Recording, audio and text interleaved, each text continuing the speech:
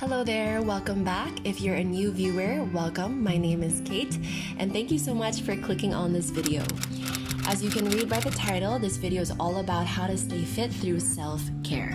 It was very important to me to include self-care in my How to Stay Fit journey because self-care is actually more important than we realize. A lot of us think self-care is all about taking a spa day off or a nice shopping spree, but it's actually more than that. On days when my self-care is slacking off a little bit, I can really feel the difference. I don't feel as fit and healthy and happy as I normally would, so self-care is such a huge part of my fitness journey. So I'll be sharing with you some tips on how to take care of yourself and how to create a self-care routine in your own life so that you will feel happier and healthier both from within and on the outside. First is creating a morning and night routine. Nowadays, with rapid change and constant change happening in our lives, we're all kind of in constant transition. It's really important to have some sort of routine to ground you.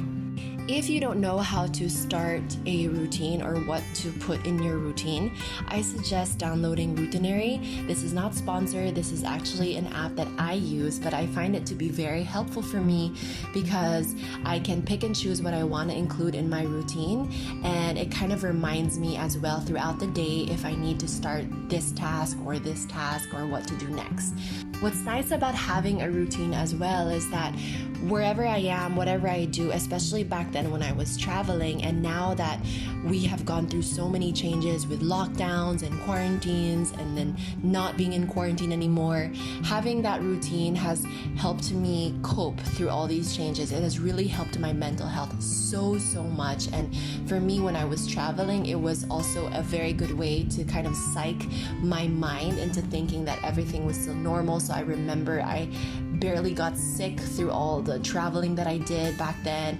I kind of was mentally okay because I had a morning and a night routine that grounded me and took care of my mental health and physical health. So that's just one of the reasons why I really push for a morning and a night routine. It's just so helpful for me, and I hope it can really help others as well in taking care of yourself.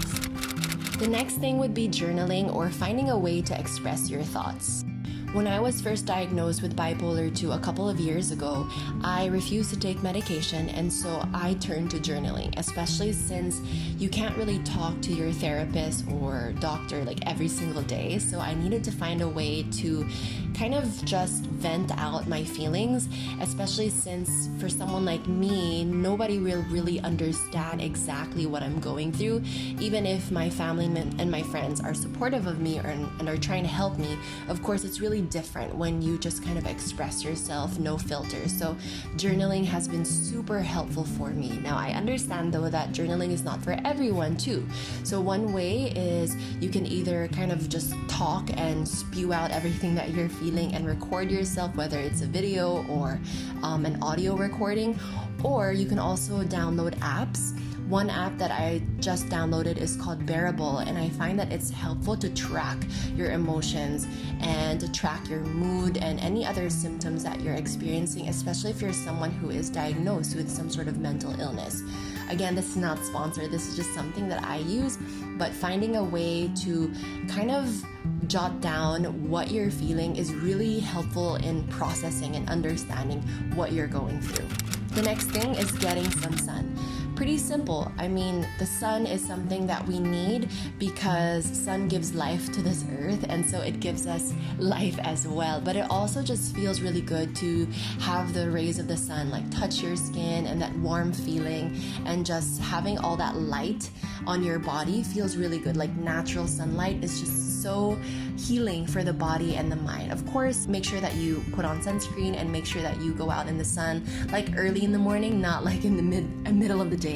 But getting some sun is something that really helps me feel so good about myself. Of course, staying indoors, especially in quarantine, is not healthy. So make sure that you step outside some way or like open up a window and kind of stay right by that window to get a little bit of sun every single day. It helps your circadian rhythm, it helps your mind, it helps your body. The next one related to my previous point is being in nature. I would make it a point before when I couldn't like travel out that much. to just go outside and just be with nature.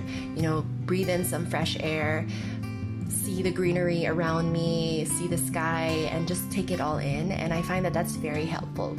Nowadays, especially with quarantine and lockdown and everything, I have been making an effort to go outside and take a road trip of some sort that's safe, and just be on the beach, get some fresh air, just be outside of the city a little bit, because it definitely helps my mental health a lot. And I know that a lot of us can really use that. Lucky for us here in my province in Iloilo City, we have a lot of beautiful beaches and beautiful hiking trips, hiking places that you could go to that are safe and not so far away. So if you're able to do that, I encourage you to do that. But if you can't, what I used to do is I would just walk around my neighborhood, and that was pretty much enough for me. So finding time to go outside, walk, and while you walk, listen to a podcast and maybe get some nature can really feel healing and good. The fifth one would be reading. Where I'm from, reading is not really popular. In Iloilo, I remember an old couple that's not from the Philippines kind of approached me when they saw that I was reading a book, and were really shocked that somebody was reading a book. And so here's a little reminder that if you're watching this, spend some time to read a book. Even if you don't really enjoy reading books, I have been that way for the longest time, but I have tried to kind of force myself to enjoy reading, and now I actually do enjoy it, and I find it to be very relaxing now to just sit and not be on a phone for once, and not be on my computer thinking about work, and just reading is something that's really good for us as well. The sixth one is talking to loved ones. This is something that I tried to do every single day and every single week. Back then, it was kind of like part of my weekly goals, because I'm someone who can easily isolate myself. It's something that comes so easily to me, and so I made it a point to actually reach out and try to talk to people that are my friends or my family, or people that just make me feel good, basically. So talking to my mom every day was a good way for me to fix our relationship, to make sure that our relationship is nurtured and taken care of. And it's also good for me in the long run, even though it's not really easy to do that when you have kind of a strained relationship sometimes with people. But also with friends, I would make it a point to set little dates with friends every single week, even if it's just once a week. And now I try to set little Zoom dates with friends so I can talk to them and socialize with them. Again, that's something that we really need. We don't realize sometimes that it's needed in our lives, but then we come to a point where we feel so lonely. And this is me telling you that if you ever feel lonely, just reach out to a friend. It won't bite, it won't hurt you to actually do that. So talk to loved ones. We're almost done here. Seventh tip is to take a break. This is something that I make sure that I do, because I'm someone who, if I keep working and working and working and I don't take a break, I just go crazy. I can't handle it. I will burn out easily and get really exhausted, and I can't function properly anymore, especially for someone who has been diagnosed with bipolar 2. It's something that comes very regularly in my life. If I overdo it, if I work myself too hard, then I just kind of fall into this deep hole, and it's so hard for me to pick myself back up and then keep going. So coming from someone who experiences this firsthand, a lot of burnout, a lot of exhaustion, take breaks and really schedule the breaks as if it's something very important in your life, as if it's a life event that you really need to prioritize. So for me, it could be once a week, just taking one whole day to completely rest, or maybe for you, you'd prefer once a month, just going out and just taking a break, not thinking of work, not doing anything, just enjoying the whole day and relaxing. Take a break, everyone needs it. Now, my next point is trying something new and learning something new. I think it's very important for us as humans to constantly learn something and constantly put ourselves out there to try something new, because it helps us grow and learn and evolve. And this is something that we need so we don't remain stuck or stagnant. A lot of us, we go through life and then suddenly we feel so stuck, so lost, so confused. And I think that's pretty much why, because we don't allow ourselves to step out of our comfort zone and try something different. And so If you are stuck at home right now, or you feel kind of lost and stuck, you don't know what to do, I highly recommend just try to find something that you can dabble in a little bit, especially when you have a lot more time. If you're just at home, you can't go to work or go to school yet, and there are so many things that are available online. For me, I used to watch a lot of TED Talks, I used to watch a lot of YouTube videos and do a lot of Pinterest stuff, kind of figure out little things, little hobbies or crafts that I can do at home. Sometimes it's trying a new workout, sometimes it's going to a new place, maybe if you're allowed to do that, and having like a little mini date with yourself and just coming home right away, staying safe of course, but trying something new is actually more therapeutic than people realize. So go ahead, don't be afraid to try something new or learn something new. My last and final point is going to therapy. I know, this is probably the hardest part of a self-care routine that, again, people take for granted. A lot of us, we all need therapy, whether or not we are going through something difficult. I find that therapy is just very helpful for all of us. And it's just like any other doctor's appointment or dentist appointment. If you always visit your doctor like once a year and make it a point to do like a full body checkup, then same thing with therapy. We also need to do kind of like a mental checkup for ourselves. A lot of us carry a lot of childhood trauma, a lot of problems and issues that we never addressed growing up. So it's important for us to process these things, because little do we know it that we've been experiencing some sort of mental distress all this time. For me, it's something that I would like to bring light to, because people still are afraid and unsure about therapy. And so right now that things are shifting online, there are so many ways for you to talk to a therapist online, whether it's through video call. I used to do that when I was diagnosed with bipolar 2 and I moved to Iloilo.